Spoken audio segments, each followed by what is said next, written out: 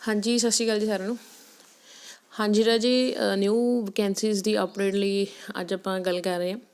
Education department Chandigarh admin ਦੇ ਵੱਲੋਂ, ਠੀਕ ਹੈ ਜੀ, ਇਹ ਜੋ ਰਿਕੁਆਇਰਮੈਂਟ ਨੋਟਸ ਹੈਗਾ TGT ਵੈਕੈਂਸੀਜ਼ ਦੇ ਰਿਲੇਟਡ ਆਊਟ ਹੋਇਆ ਅਤੇ ਟੋਟਲ 303 ਵੈਕੈਂਸੀਜ਼ ਜਿਹੜੀਆਂ ਇਹਨਾਂ ਨੇ ਆਊਟ ਕੀਤੀਆਂ। ਤਾਂ ਆਪਾਂ ਜਿਹੜੀ ਡਿਟੇਲ ਹੈਗੀ ਉਹ ਚੈੱਕ ਕਰ ਲੈਂਦੇ। ਦੇਖੋ, ਸਭ ਤੋਂ ਪਹਿਲਾਂ ਓਪਨਿੰਗ ਡੇਟ ਹੈ। ਓਪਨਿੰਗ ਡੇਟ ਕਿੰਨੀ ਹੈ ਰਾਜੇ? 26 ਫੈਬ 2024 ਤੋਂ ਸਟਾਰਟਿੰਗ ਹੋ ਰਹੀ ਹੈ 11 AM ਤੋਂ, ਠੀਕ ਹੈ ਜੀ। ਔਰ ਕਲੋਜਿੰਗ ਡੇਟ ਜਿਹੜੀ ਹੈਗੀ ਆ ਉਹ ਹੈਗੀ ਹੈ ਜੀ 18 ਮਾਰਚ 2024 ਅਪ ਟੂ 5 PM, ਠੀਕ ਹੈ ਜੀ। ਔਰ ਲਾਸਟ ਡੇ ਜੋ ਫੀ ਡਿਪੋਜ਼ਿਟ ਕਰਨ ਦੀ ਹੈਗੀ ਆ ਉਹ ਹੈਗੀ ਹੈ ਜੀ 21/3/2024 ਅਪ ਟੂ 2 PM, ਠੀਕ ਹੈ ਜੀ। ਤਾਂ ਇਹ ਤਾਂ ਗੱਲ ਹੋ ਗਈ ਬੇਸਿਕ ਵੀ ਕਦੋਂ ਐਪਲੀਕੇਸ਼ਨ ਫਾਰਮ ਜਿਹੜੇ ਤੁਹਾਡੇ ਫਿਲ ਹੋਣੇ ਸਟਾਰਟ ਹੋ ਰਹੇ ਆ, ਕਦੋਂ ਕਲੋਜ਼ਿੰਗ ਡੇਟ ਹੋ ਰਹੀ ਹੈ, ਠੀਕ ਹੈ ਜੀ। ਤਾਂ ਹੁਣ ਆਪਾਂ ਡਿਟੇਲ ਚੈੱਕ ਕਰ ਲੈਂਦੇ। ਦੇਖੋ ਇਹ ਵੈਕੈਂਸੀਜ਼ ਨੇ, ਠੀਕ ਹੈ ਜੀ, ਕਿਹੜੀਆਂ ਕਿਹੜੀਆਂ name of post is T. ਤਾਂ ਅੱਗੇ ਕੈਟੇਗਰੀ ਵਾਈਜ਼ ਇਹਨਾਂ ਨੂੰ ਕੈਟੇਗਰਾਈਜ਼ ਕੀਤਾ ਹੋਇਆ, ਤੁਸੀਂ ਚੈੱਕ ਕਰ ਲਿਓ। DPE English, fine arts, Hindi, home science, mathematics, music, Punjabi, Sanskrit, social science, science medical, science non medical, social studies, ਠੀਕ ਹੈ ਜੀ। ਇਹ ਇਹਨਾਂ ਨੇ ਵੈਕੈਂਸੀਜ਼ ਜਿਹੜੀਆਂ ਆਊਟ ਕੀਤੀਆਂ ਇੱਧਰ ਕੈਟੇਗਰੀਜ਼ ਵਾਈਜ਼ ਦਿੱਤੀਆਂ ਹੋਈਆਂ। ਤਾਂ ਪਲੀਜ਼ ਤੁਸੀਂ ਇਹ ਚੈੱਕ ਕਰ ਲਿਓ। ਨੋਟੀਫਿਕੇਸ਼ਨ ਦੇ ਵਿੱਚ ਨੋਟੀਫਿਕੇਸ਼ਨ ਤੁਹਾਡੇ ਨਾਲ ਸ਼ੇਅਰ ਕਰ ਦਿੱਤਾ ਜਾਏਗਾ। ਅੱਗੇ ਆਪਾਂ ਗੱਲ ਕਰਦੇ ਹਾਂ, ਠੀਕ ਹੈ ਜੀ। ਇਹ ਦਿੱਤਾ ਹੋਇਆ ਇਹਨਾਂ ਨੇ ਪੇ ਸਕੇਲ, ਠੀਕ ਹੈ ਜੀ। The pay scale for the post of TGT, ਠੀਕ ਹੈ ਜੀ, ਕਿੰਨਾ ਹੈਗਾ? 9300 ਤੋਂ ਲੈ ਕੇ 34800 ਪਲੱਸ ਗ੍ਰੇਡ ਪੇ ਕਿੰਨਾ? 4600 ਲੈਵਲ 7, ਠੀਕ ਹੈ ਜੀ। ਇਹ ਇਹਨਾਂ ਨੇ ਦਿੱਤਾ ਹੋਇਆ ਹੈਗਾ ਭਾਈ। ਅੱਗੇ ਗੱਲ ਕਰਦੇ ਹਾਂ ਕੁਆਲੀਫਿਕੇਸ਼ਨ ਦੀ, ਠੀਕ ਹੈ ਜੀ। ਕੁਆਲੀਫਿਕੇਸ਼ਨ ਦੇਖੋ ਸਾਰੀਆਂ ਵੈਕੈਂਸੀਜ਼ ਲਈ ਆਪਾਂ ਚੈੱਕ ਕਰ ਲੈਂਦੇ। ਜਨਰਲ ਸਾਇੰਸ ਨੋਨ ਮੈਡੀਕਲ, ਇਹਦੇ ਲਈ ਗ੍ਰੈਜੂਏਸ਼ਨ ਹੋਵੇ ਤੁਹਾਡੀ। ਗ੍ਰੈਜੂਏਸ਼ਨ ਦੇ ਵਿੱਚ ਫਿਜ਼ਿਕਸ, ਕੈਮਿਸਟਰੀ, ਮੈਥਸ, ਠੀਕ ਹੈ ਜੀ, ਇਹ ਸਬਜੈਕਟ ਰੱਖੇ ਹੋਣ ਔਰ 50% ਤੁਹਾਡੇ ਮਾਰਕਸ ਹੋਣ ਐਟਲੀਸਟ।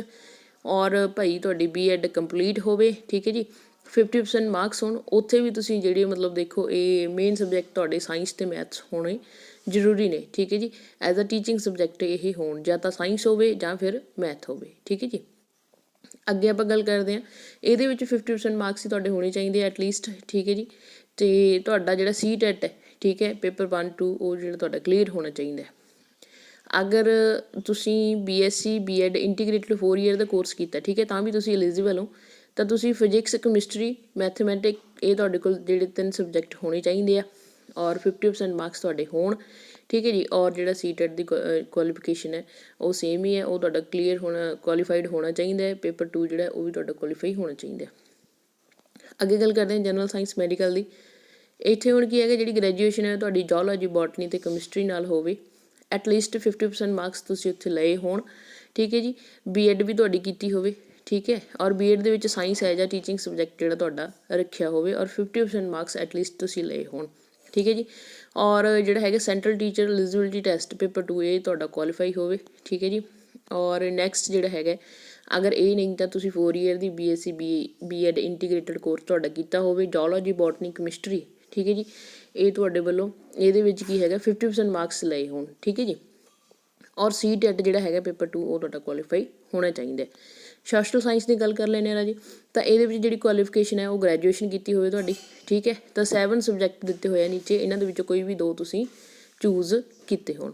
ਹੁਣ ਕਿਹੜੇ ਕਿਹੜੇ ਦੇਖੋ, history, political science, economics, geography, ਠੀਕ ਹੈ ਜੀ, sociology, public administration and psychology, ਠੀਕ ਹੈ ਜੀ। ਇਹਨਾਂ ਦੇ ਵਿੱਚ ਕੋਈ ਵੀ 2 ਸਬਜੈਕਟ ਤੁਸੀਂ ਐਜ਼ ਅ ਇਲੈਕਟਿਵ ਸਬਜੈਕਟ ਰੱਖੇ ਹੋਣ ਔਰ 50% ਮਾਰਕਸ ਤੁਹਾਡੇ ਘੱਟੋ ਘੱਟ ਗ੍ਰੈਜੂਏਸ਼ਨ ਦੇ ਵਿੱਚੋਂ ਹੋਣ।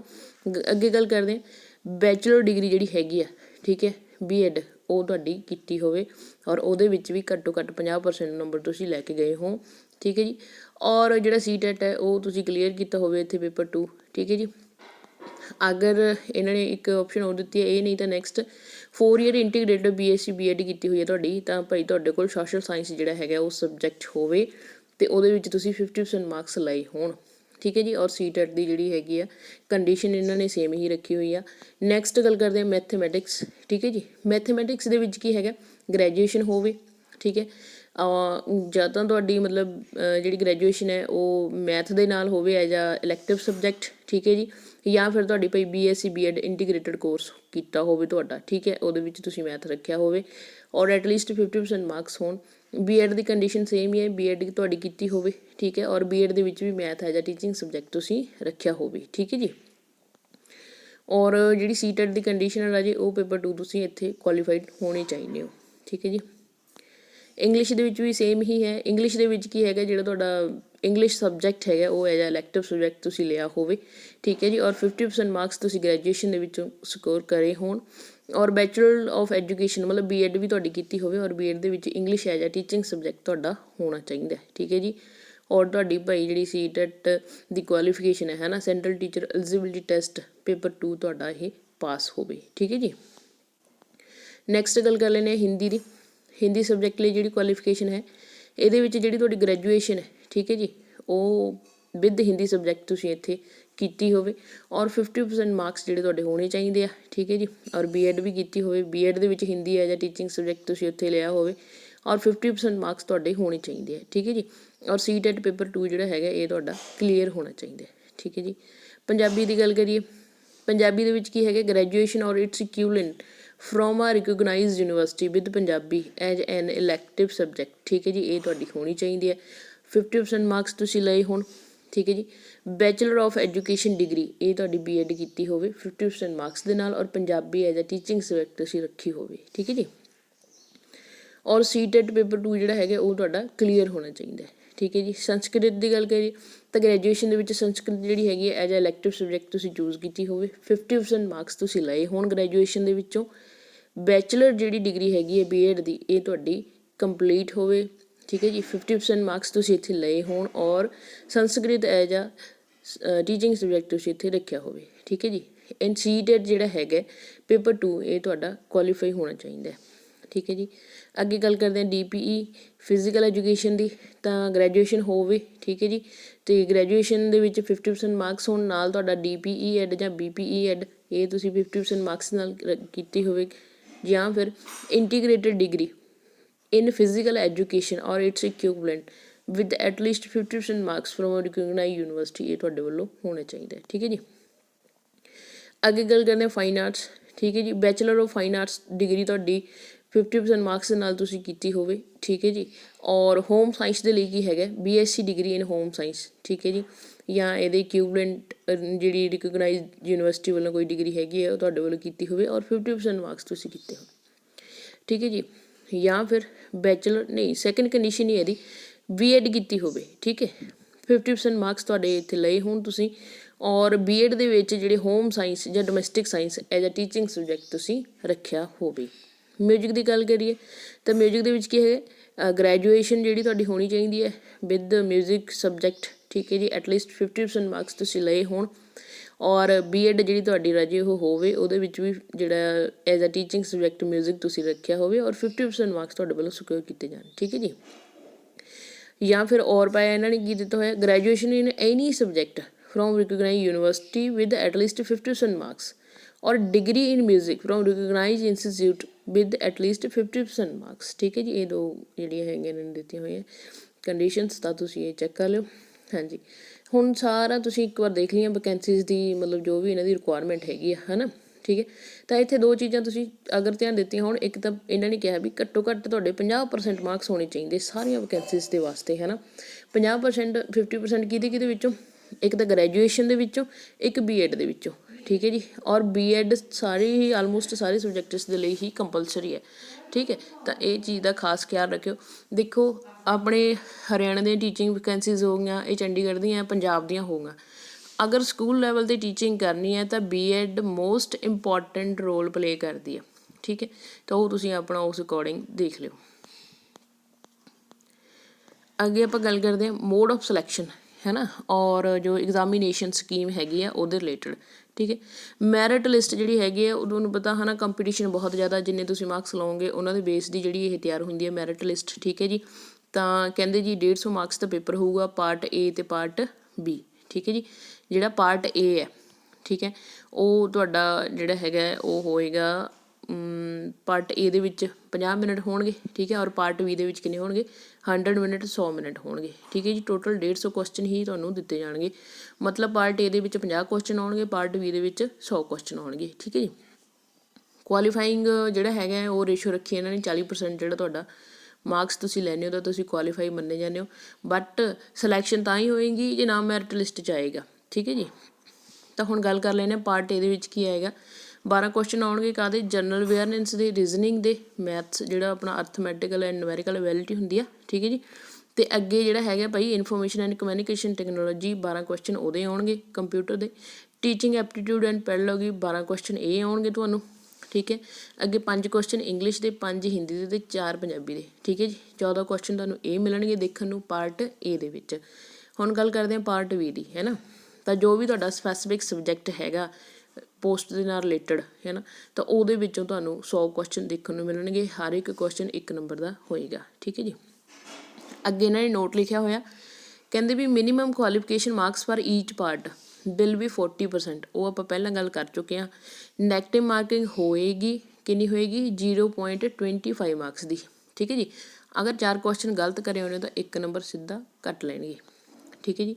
ਤਾਂ ਅੱਗੇ ਕੀ ਦਿੱਤਾ ਹੋਇਆ ਇਹਨਾਂ ਨੇ, ਕਹਿੰਦੇ questions in test for part B will be based on relative subject and difficulty standard will be as per qualification, ਹੈ ਨਾ। ਕੁਛ ਨਹੀਂ, ਬਸ ਜਿਹੜਾ ਪਾਰਟ ਬੀ ਦੇ ਵਿੱਚ ਹੈ ਮਤਲਬ ਉਹ ਆਪਾਂ ਪਹਿਲਾਂ ਹੀ ਗੱਲ ਕਰ ਗਏ ਵੀ ਜੋ ਸਬਜੈਕਟ ਹੈਗਾ ਤੁਹਾਡਾ ਸਪੈਸੀਫਿਕ ਉਹਦੇ ਰਿਲੇਟਡ ਆਉਣਗੇ, ਠੀਕ ਹੈ। ਤਾਂ ਇੱਕ ਇਹਨਾਂ ਨੇ ਨੀਚੇ ਹੋਰ ਮੈਂਸ਼ਨ ਕੀਤਾ ਇਹਦੇ ਰਿਲੇਟਡ, ਠੀਕ ਹੈ। ਕਹਿੰਦੇ ਵੀ for the post of TGT science non medical, TGT science medical, TGT social science, ਹੈ ਨਾ। ਤਾਂ ਇਹਦੇ ਵਿੱਚ ਵੈਰੀਫਿਕੇਸ਼ਨ ਕਰਤੀ, ਡਿਵੀਜ਼ਨ ਕਰਤੀ 100 ਮਾਰਕਸ ਦੀ। ਕਿਵੇਂ ਕੀਤੀ ਆ ਉਹ ਦੇਖ ਲਓ। TGT ਸਾਇੰਸ ਨੋਨ ਮੈਡੀਕਲ, ਇਹਦੇ ਵਿੱਚ 33 ਕੁਐਸਚਨ ਫਿਜ਼ਿਕਸ ਦੇ, 33 ਕੈਮਿਸਟਰੀ ਦੇ ਅਤੇ 34 ਮੈਥ ਦੇ ਆਉਣਗੇ, ਠੀਕ ਹੈ ਜੀ।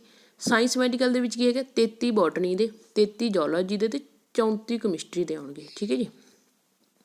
TGT ਸੋਸ਼ਲ ਸਾਇੰਸ ਦੇ ਵਿੱਚ ਕੀ ਹੈਗਾ, 25 ਕੁਐਸਚਨ ਪੋਲੀਟੀਕਲ ਸਾਇੰਸ ਦੇ, 25 ਇਕਨੋਮਿਕਸ ਦੇ, 25 ਹਿਸਟਰੀ ਦੇ ਅਤੇ 25 ਜੋਗਰਾਫੀ ਦੇ ਆਉਣਗੇ, ਠੀਕ ਹੈ ਜੀ।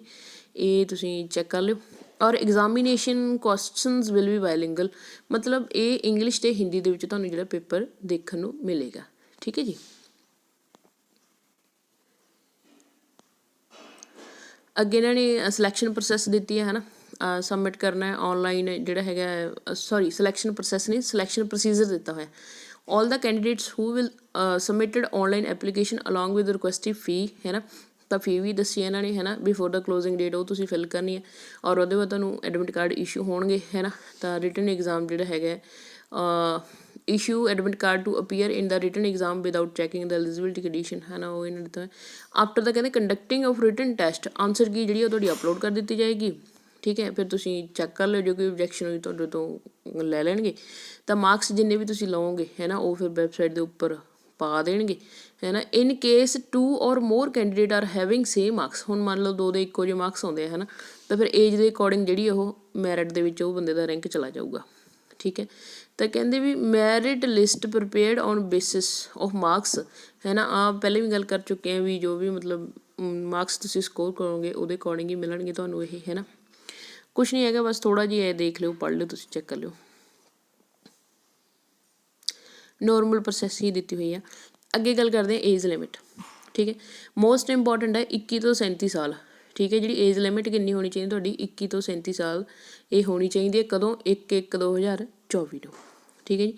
ਰਿਲੈਕਸੇਸ਼ਨ ਦਿੱਤੀ ਹੋਈ ਹੈ SC OBC ESM PWBD, ਹੈ ਨਾ। ਔਰ ਅਦਰ ਕੈਂਡੀਡੇਟਸ ਜਿਹੜੇ ਹੈਗੇ ਅਦਰ ਕੈਟੇਗਰੀਜ਼ ਦੇ, ਮਤਲਬ ਜੋ ਵੀ ਇਹਨਾਂ ਨੇ ਮੈਂਸ਼ਨ ਕੀਤਾ ਹੋਇਆ, ਹੈ ਨਾ। Issued by government of India and Chandigarh administration, ਠੀਕ ਹੈ। ਉਹਨਾਂ ਦੇ ਗਵਰਨਮੈਂਟ ਦੇ ਵੱਲੋਂ, government of India and Chandigarh admin ਦੇ ਵੱਲੋਂ ਜੋ ਵੀ ਮਤਲਬ ਪ੍ਰੋਵੀਜ਼ਨਸ ਰੱਖੀਆਂ ਹੋਈਆਂ ਉਹਦੇ ਅਕੋਰਡਿੰਗ ਤੁਹਾਨੂੰ ਇਹ ਜਿਹੜੀ ਏਜ ਰਿਲੈਕਸੇਸ਼ਨ ਮਿਲੇਗੀ, ਠੀਕ ਹੈ ਜੀ।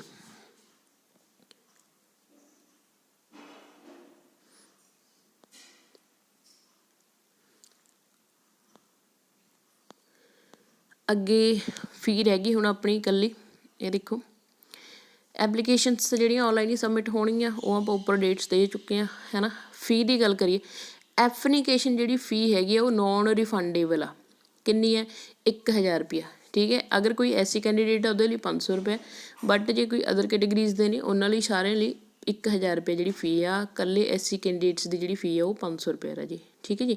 ਤਾਂ ਇਹ ਔਨਲਾਈਨ ਤੁਸੀਂ ਸਬਮਿਟ ਕਰਾਉਣੀ ਹੈ, ਠੀਕ ਹੈ, 18/3/2024 ਤੱਕ, ਠੀਕ ਹੈ ਜੀ। ਤਾਂ ਇਹ ਤੁਸੀਂ ਧਿਆਨ ਰੱਖ ਲਿਓ। ਅਤੇ ਅੱਗੇ ਗੱਲ ਕਰਦੇ ਹਾਂ ਆਪਾਂ, ਬਸ ਹੋਰ ਤਾਂ ਹੈ ਨਹੀਂ, ਔਨਲਾਈਨ ਮੋਡ ਦੇ ਥਰੂ ਹੀ ਤੁਸੀਂ ਇਹ ਸਬਮਿਟ ਕਰਾਉਣੀ ਹੈ ਫੀ।